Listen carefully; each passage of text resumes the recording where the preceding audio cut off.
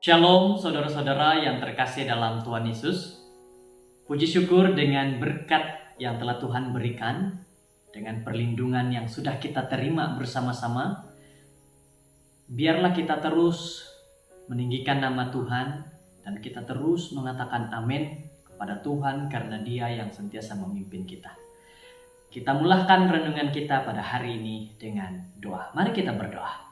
Bapa kami di surga, terpujilah Engkau, Allah yang baik, Allah yang penuh kasih, yang membimbing juga melindungi kami. Berikan kami akal pikiran yang baik, biarlah kami dapat mengerti firman-Mu dengan sebaiknya. Inilah doa kami dalam nama Yesus. Amin.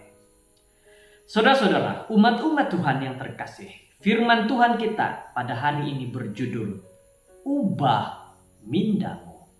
Satu tajuk pelajaran yang sangat baik bagi kita hari ini. Dan ayat renungan pula di dalam Efesus 4 ayat 23 berkata seperti ini. Supaya kamu dibaharui di dalam roh dan pikiranmu. Saudara-saudara yang terkasih, sahabat-sahabat, para umat-umat Tuhan, kadang-kadang kita tersilap mengenal pasti akan diri kita sendiri sebagai mengalami kemurungan ketika ia berkemungkinan besar apa yang dikenal sebagai kesedihan. Terkadang kita salah mengetahui apakah kita murung ataupun apakah kita sedang bersedih. Contohnya seperti ini. Itulah yang kita alami setelah kematian orang yang dikasihi atau kehilangan pekerjaan. Sebaliknya, kemurungan ialah suatu suasana hati yang sangat berkuasa yang mengganggu kehidupan harian kita. Apabila kita murung, kita akan mengalami, kita rasa sedih, kita rasa putus asa, kita rasa lesu, tidak bersemangat. Kita merasa seperti tiada harapan, tidak berdaya. Kita mau menangis terus dengan kerap dan mungkin berasa seolah-olah kita benar-benar tidak dapat keluar daripada tempat tidur di pagi hari. Kita merasa bahwa tidak ada lagi yang dapat menolong, tidak ada semangat langsung. Mulailah muncul kemurungan di sana. Salah satu kebimbangan adalah bahwa kemurungan mempengaruhi tubuh badan kita. Ini yang paling harus kita perhatikan. Dan juga mindah kita akan dipengaruhi. Kita mungkin akan mengalami makan yang kurang, lebih banyak atau kurang kerap, dan kita mungkin merasa di waktu malam seolah-olah kita mulai keluar daripadanya, namun bangun pada pagi hari merasa lebih teruk lagi, dan kemurungan kemungkinan terhasil daripada kesengsaraan dalam hidup, atau ia mungkin kelihatan muncul sendiri. Ia juga boleh dicetus oleh perubahan musim atau perubahan gaya hidup atau tanpa sebab-sebab yang jelas sama sekali. Saudara-saudara yang terkasih, inilah yang seringkali terjadi dalam banyak orang. Tidak dapat membedakan tentang kesedihan juga kemurungan. Tetapi kita sudah diberikan sedikit penjelasan bagaimana kesedihan itu dan bagaimana kemurungan itu.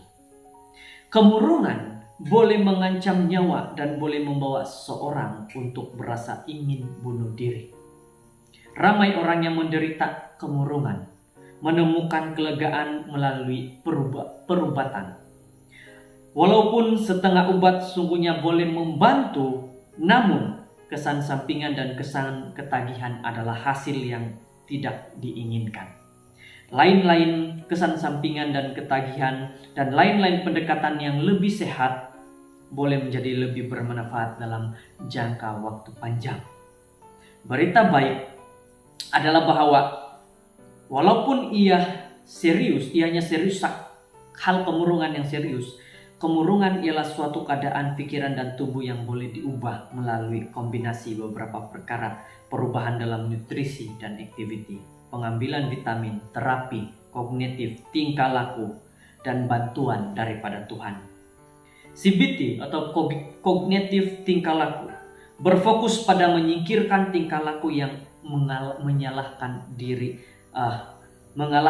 sendiri kita dapat mengubah pola pikiran negatif dan monolog diri dengan percayaan-percayaan yang realistik mengenai diri sendiri dan mengenal dunia. CBT ialah suatu bentuk psikoterapi yang terbukti secara saintifik berhasil dengan lebih baik daripada placebo dalam merawat kemurungan meja. Saudara-saudara, ubah mindahmu. Seperti ayat yang kita bacakan tadi.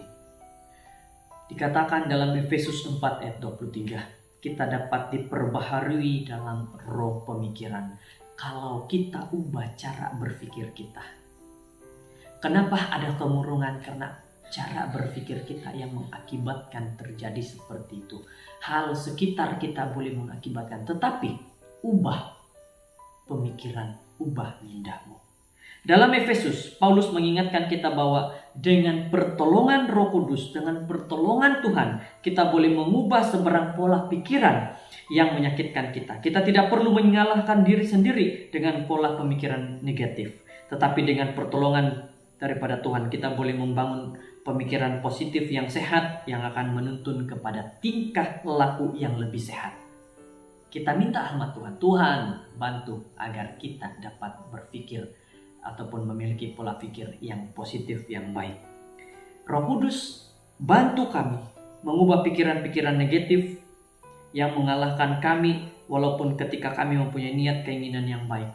Dan bantu kami untuk memilih pemikiran-pemikiran yang baik serta positif yang memberi impak kepada kami setiap hari dalam kehidupan kami, perkawinan kami dan keluarga kami.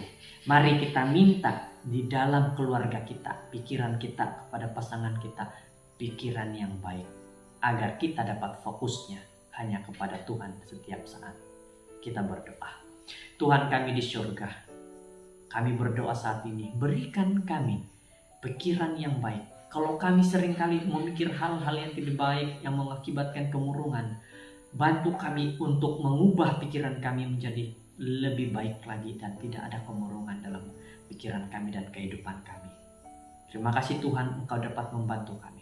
Kami serahkan diri ini dan hidup ini kepadamu dalam nama Yesus. Amin.